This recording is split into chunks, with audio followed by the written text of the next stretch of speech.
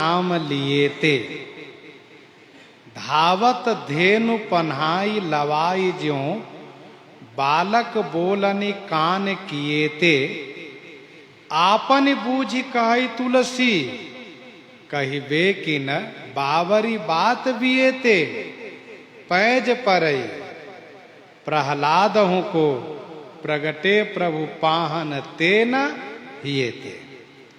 गोस्वामी जी ने कहा हमारे ठाकुर जी अंतर्जामी से बड़े हैं बाहर जामी वाले हैं। कहते हैं ना परमात्मा अंतर्जामी है। गोस्वामी जी ने कहा अंतर्जामी परमात्मा से काम नहीं बनता है, तो बाहर जामी से काम चलता है।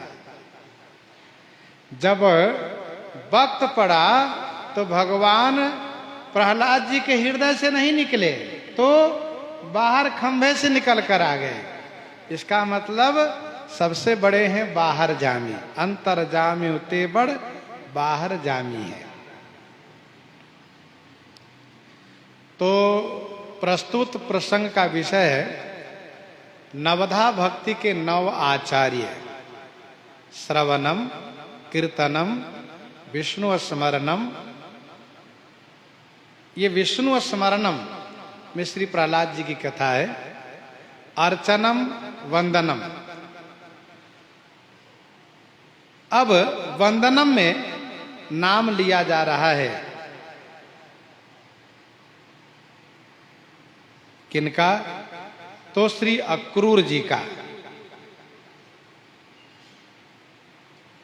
अर्चन में श्री पृथु जी महाराज हैं, वंदन में श्री अक्रूर जी। श्री अक्रूर जी के पिताजी का नाम है श्री स्वफलक। स्वफलक इनके पिताजी का नाम है। माताजी का नाम है श्री गांधनी।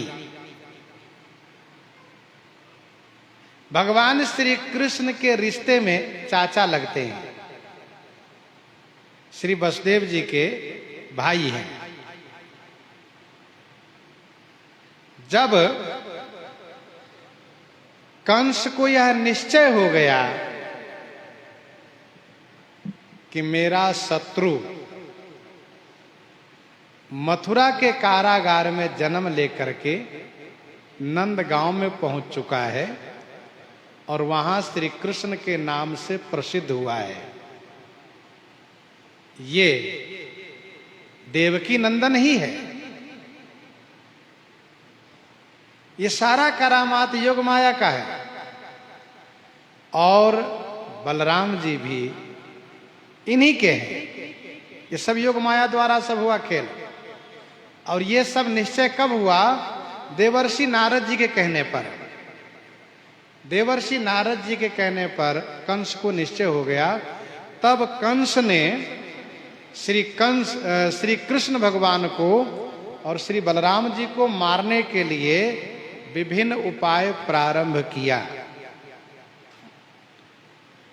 लेकिन सारे उपाय इनके निरर्थक हो गए। कोई इनका उपाय सफल नहीं हुआ। तब अंत में सोचा कि मैं ही मथुरा में बुला करके उसको मारूंगा।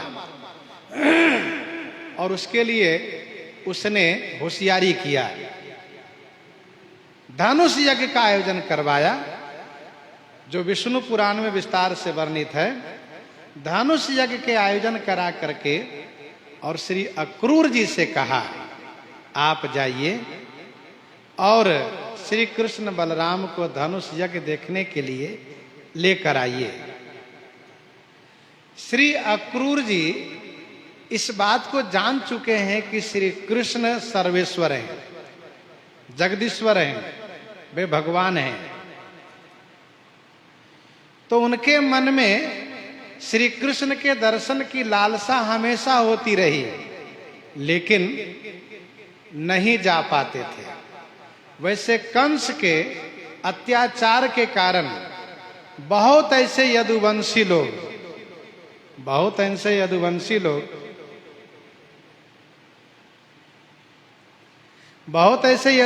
लोग मथुरा से पलायन कर गए, भाग गए। लेकिन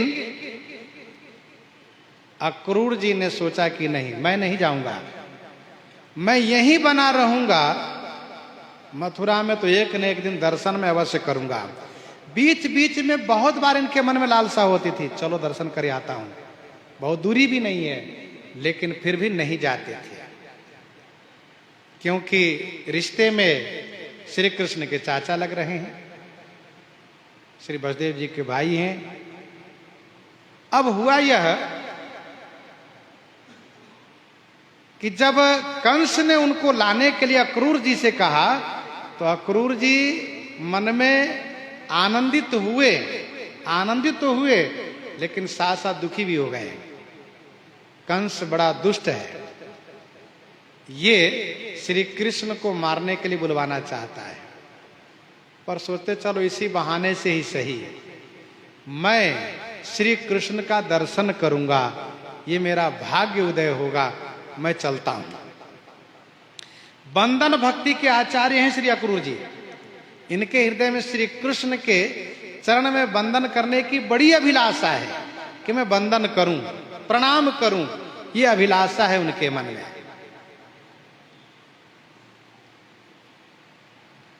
अब अक्रूर जी प्रातः काल रथारूढ़ होकर के चल दिए, लेकिन मथुरा से नंदगांव पहुंचने में इनको संध्या हो गई, और वो भी रथ पर जाने में भी, रथारूढ़ होकर चलने में भी। कारण क्या था? वे जब चलने लगे तो श्री कृष्ण को स्मरण करके प्रेम विह्वल हो गए, उनको शरीर की सुधि ही नहीं रही। उनको जाना है नंदगांव तो कभी चले जाए मथुरा आगरा की ओर, और कभी चले जाए दिल्ली की ओर। जब थोड़ी देर के बाद होश आए तो फिर रथ को घुमा के चल दें इधर। इस तरह से वे दिन भर में पहुंच गए नंद बाबा के गांव। ये बड़ी बात है, नहीं तो जिस प्रकार से वे प्रेम विह्वलता को प्राप्त हुए थे, 2-3 दिन में भी नहीं पहुंच पाते। श्री अक्रूर जी मन में सोचते हैं कि मैं जब जाऊंगा तो मुझे श्री कृष्ण चाचा कह करके पुकारेंगे, तो मैं उनको बाहों में भर करके हृदय से लगा लूंगा, और फिर मैं उनको दुलराऊंगा। और श्री कृष्ण को कंस क्या बिगाड़ पाएगा? अब तक जब कुछ नहीं कर पाया तो अब क्या बिगाड़ पाएगा? बहुतों को भेजा मारने के लिए उन्हें, लेकिन जिन जिन को भेजा सब चले गए ऊपर, कोई नहीं बचे। फिर सोचते हैं कि मैं तो जा रहा हूं, कहीं ऐसा तो नहीं कि श्री कृष्ण को मैं ला करके मृत्यु के मुंह में झोंक दूंगा, तो दुखी हो जाते हैं। वस्तुतः श्री विभीषण जी के जैसी स्थिति श्री अक्रूर जी की हो गई है।